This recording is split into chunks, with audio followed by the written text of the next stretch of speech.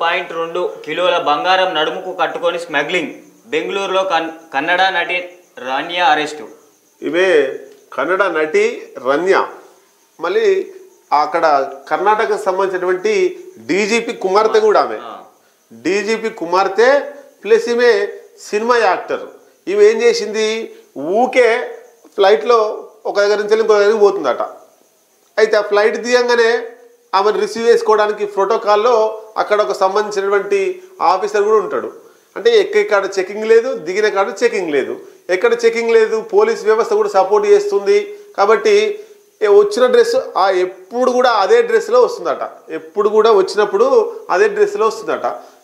ఆ దృశ్యాలను చూసినటువంటి నిఘా విభాగం పోలీస్ వారికి డౌట్ వచ్చింది. ఈమె ఒకటే డ్రెస్లా 2-3 సార్లు వచ్చిపోతుంది, వారానికి 2-3 సార్లు, 15 రోజులకు ఒకసారి వచ్చిపోతుంది, అసలు ఏంటి అనేటువంటిది ఒకసారి ప్రయత్నం చేయాలని చూసిరట. ఆమెను చెక్ చేసి ఆమె నడుము చుట్టూ మొత్తంగా 14.2 కిలోల బంగారం వచ్చిందట. ఆ డ్రెస్సుకు సంబంధించి సపరేట్గా బెల్ట్ తయారు చేయించి ఆ డ్రెస్లో ఆ బెల్ట్ సెట్ అయ్యేటట్టు, ఆ బెల్ట్లో బంగారం సెట్ అయ్యేటట్టు చేసిరట. అది కాస్త ఆ విషయం కాస్త బయటపడ్డది, పోలీసులకు దొరికింది. అలా నాన్న డీజీపీని అడిగితే ఏమంటున్నాడు, ఈ విషయం నాకు తెలియదు, నా కూతురు అట్లాంటిది అనుకోలేదు, ఇట్లా చేస్తుందా అని చెప్పేసి ఆయన పోలీస్ భాషలో వేసిండు. మరి ఏంది అనేటువంటిది ఒకసారి చదువుదాం. రన్యారావు ప్రముఖ కన్నడ నటి, ఆమె అంటే మంచి సినిమా యాక్టరు.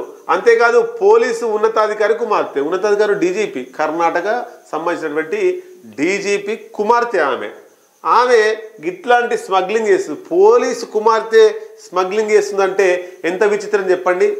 ఎవడో పూటకు లేనోడో, ఎవడో డబ్బులు లేనోడు ఇట్లాంటి ఎవరైనా వాళ్ళు చేయాలి.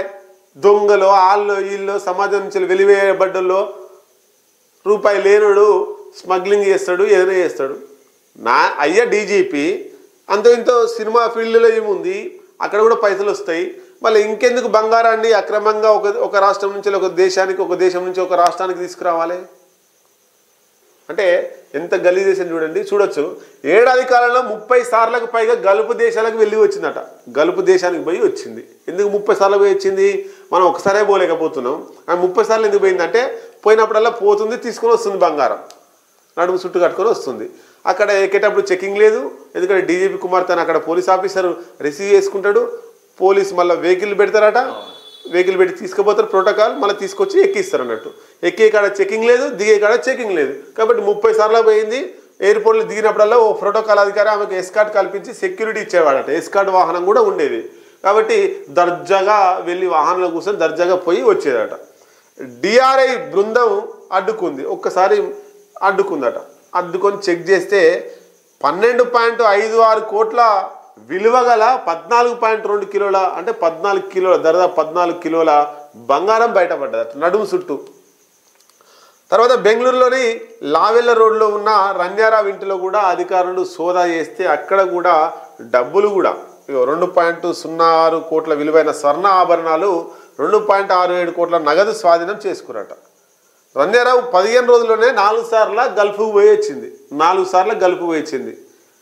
అక్కడ సోమవారం దుబాయ్ నుంచి బెంగళూరుకు వచ్చిన ఆమె ఎప్పటిలాగే సులువుగా బయటకు వచ్చేస్తున్నప్పుడు సోదాలు చేశారు.